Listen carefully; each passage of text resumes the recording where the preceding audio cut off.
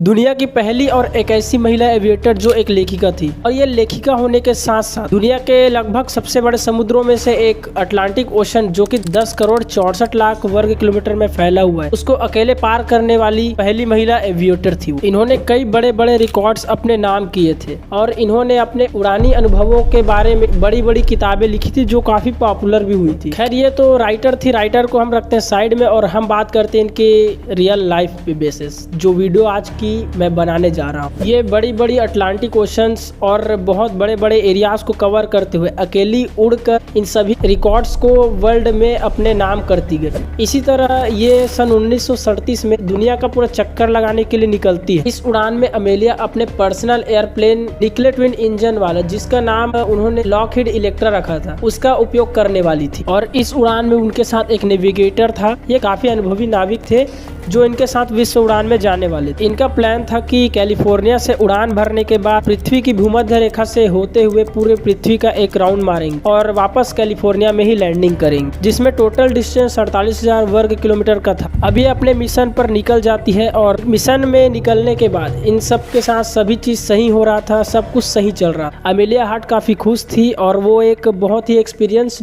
महिला पायलट थी। इतने सारे उड़ानों और वर्ल्ड रिकॉर्ड्स को अपने नाम भी कर चुकी थी, तो सभी को यह उम्मीद था कि ये वर्ल्ड रिकॉर्ड भी उन्हीं के नाम जाए। इन्होंने अपने 47,000 किलोमीटर की यात्रा में से 35,000 किलोमीटर की यात्रा लगभग कंप्लीट कर चुके और ये काफी खुश भी थे। और इनकी मंजिल इनसे लगभग 12,000 किलोमीटर ही दूर था और ये ज्यादा समय का रास्ता नहीं था, वही कहीं हफ्ते भर का आसपास का रास्ता बचा था। इन्होंने फिर न्यू गिनी यानी कि जो इंडोनेशिया के बगल में एक देश है उसका नाम है न्यू गिनी, यहाँ पर वे ठहरे हुए थे। तो इन्होंने यहाँ से उड़ान भरी और इनकी उड़ान सीधा कैलिफोर्निया में समाप्त होने वाली थी, जिसके बाद अमेलिया के नाम फिर से एक और वर्ल्ड रिकॉर्ड दर्ज हो जाने वाला था। फिर फाइनली 2 जुलाई को यहाँ से टेक ऑफ करते हैं। बट यहाँ से उड़ने के बाद सभी को लगा कि वो अपनी मंजिल यानी कि कैलिफोर्निया में पहुँच जाएंगे, अपने नाम एक वर्ल्ड रिकॉर्ड दर्ज कर लेंगे। बट ऐसा बिल्कुल भी नहीं होता है दोस्तों। वो बीच में कहीं गायब हो जाते हैं, उनका कोई पता नहीं चलता है और 2 साल बाद उनको मृत घोषित भी कर दिया जाता है। तो आखिर कहाँ गया ये एयरप्लेन? क्या समुद्र में कहीं क्रैश हो गया या बीच में किसी ने इसे हाईजैक कर लिया या इस पर किसी ने हमला कर दिया होगा? आखिर क्या हुआ इसके साथ और क्या है इसकी सच्चाई? चलिए मैं बताता हूँ आप सभी को आज की इस वीडियो में। और अमेलिया ईयरहार्ट इतनी एक्सपीरियंस होने के बाद इस वर्ल्ड रिकॉर्ड को अपने नाम नहीं कर पाई। तो चलिए इस मिस्टीरियस दिल दहला देने वाली घटना के बारे में मैं आप सभी को एकदम शुरू से लेके इन तक एक्सप्लेन करने वाला। तो चलिए मेरे साथ एयरप्लेन की जर्नी में।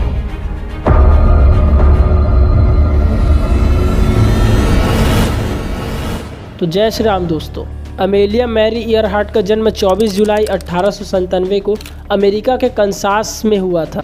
अब अमेलिया 23 वर्ष की हो चुकी थी। अमेलिया का पिता का एक फ्रेंड था जिसका नाम था एडविन।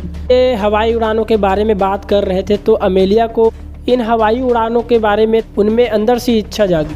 फिर अगले दिन एमोरी रोजर्स फील्ड में अपने उड़ाने के लिए एक सीट भी बुक कर लेती है। उस फील्ड में एक व्यक्ति था जिसका नाम था फ्रैंक हॉक्स। ये उस समय एयर रेसर के नाम से काफ़ी फेमस था। उसके साथ 10 मिनट की उड़ान के लिए भी $10 का चार्ज था। फिर फ्रैंक हॉक्स ने अमेलिया ईयरहार्ट को एक ऐसी सवारी दी जिसने अमेलिया के पूरे लाइफ को ही चेंज करके रख दी। जब अमेलिया फ्रैंक हॉक्स के साथ पहली बार प्लेन में उड़ी तो उन्होंने अपने मन में सोचती है और कहती है, जब तक मैं जमीन से 200-300 फीट ऊपर उड़ चुकी थी तब मुझे पता था कि मुझे उड़ना होगा। फिर अगले महीने से अमेलिया नेता स्नूक, जो कि एक उड़ान के प्रशिक्षक थे, उड़ान सिखाने वाले थे, उनके पास अगले महीने से वो ट्रेनिंग के लिए जाने लगे, जिसके 12 घंटा का फीस उस समय $500 के आसपास था, यानी कि आज के समय पर 40,000 रुपए था। अमेलिया के पास इतने पैसे नहीं थे कि वो उड़ान के लिए फीस पे कर सके, तो वो फोटोग्राफर और टेलीफोन कंपनी में काम करके अब कुछ पैसे कमाती है और उनमें से $1,000 उस उड़ान प्रशिक्षण के फीस के लिए बचा भी लेती है। फिर अमेलिया अपने पहले लेसन के पहले अध्याय के लिए 3 जनवरी 1921 को बुलेवार्ड और ट्विडी रोड के किनारे पर किन्नर फील्ड में प्रैक्टिस कर। इस तरह अमेलिया काफ़ी स्ट्रगल करती है, काफ़ी मेहनत करती जाती है, काफी मेहनत करने के बाद काफी सारे पैसे इकट्ठा कर लेती है। 1921 में गर्मियों के दिन में अपना खुद का एक सेकेंड हैंड एयरप्लेन खरीदती है जो क्रोमियम का था। ये पीले रंग में रंगा हुआ था और उस प्लेन को उन्होंने द कैनरी नाम दिया। इस प्लेन में वो पहली बार अकेली उड़ान भरी और सफलतापूर्वक लैंडिंग भी की। इस लैंडिंग के बाद उन्होंने जो कमाई की उस पैसे से उन्होंने एक चमड़े का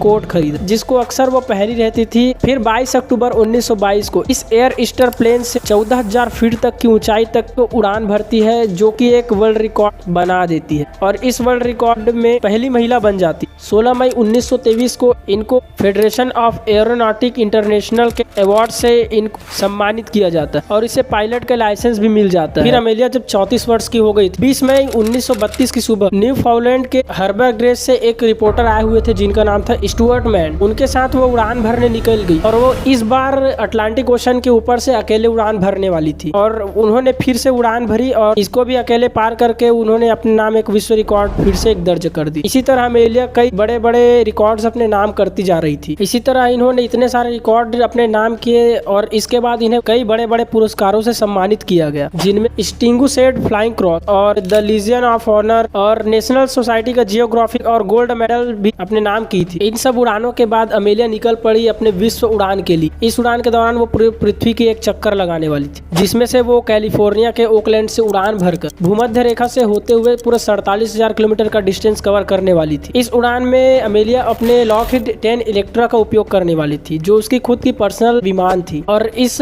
विश्व उड़ान के लिए इस लॉकहीड इलेक्ट्रा में जो एयरप्लेन था उसमें उन्होंने एक्स्ट्रा फ्यूल टैंक भी लगवाया था ताकि फ्यूल की कोई समस्या ना हो। ये उड़ान 20 मई 1937 को स्टार्ट होता है जिसमें उसके साथ एक नाविक भी था जिसका नाम था फ्रेड नूनन। फ्रेड नूनन और अमेलिया दोनों एक साथ उड़ान भरती हैं एक ही प्लेन में। इन्होंने ये उड़ान कैलिफोर्निया के ओकलैंड से मियामी तक तय किया था। ये उड़ान का पहला पार्ट था ये और इसमें वे सफल भी हुए थे। और फ्रेड नूनन जो प्लेन को चलाने वाला चालक था लेकिन उतना सही तरीके से उसको रेडियो ऑपरेटिंग करना नहीं आता था। यानी यूं कहे कि अमेलिया के पास रेडियो ऑपरेटिंग करने वाला कोई मेंबर ही नहीं था उसके साथ। फिर इसी तरह 1 जून 1937 को ये मियामी से फिर से उड़ान भरते हैं अपनी मिशन की तरफ और इसी तरह ये कई पड़ाव पार करते हुए जाते हैं जिसमें से दक्षिण अमेरिका और अफ्रीका और भारतीय उपमहाद्वीपों से होते हुए ये अपने कई बड़े बड़े पड़ावों को पार करते हुए सफलतापूर्वक अपनी उड़ान अपनी मंजिल की ओर चलते जाते हैं और उसके बाद अंत में दक्षिण पूर्व एशिया तक भी पहुंच जाते हैं और अभी तक इन्होंने 28 से 29 दिनों की पूरी सफर कंप्लीट कर चुके थे। फिर 29 जून 1937 को न्यू गिनी के लाई तक पहुंचने में सफल रहते हैं। न्यू गिनी में लैंड करने के बाद यहाँ तक इन्होंने 47,000 किलोमीटर में 35,000 किलोमीटर का डिस्टेंस कवर कर चुके थे। लेकिन अब जो उड़ान भरने वाले थे जो आखिरी पड़ाव था वो पूरे का पूरा 11,000 किलोमीटर जो था वो पूरे प्रशांत महासागर के ऊपर से उड़ने वाले जो काफी हार्ड था क्योंकि दुनिया का सबसे बड़ा समुद्र प्रशांत महासागर है। एयरप्लेन भी उतना खास एडवांस्ड नहीं था,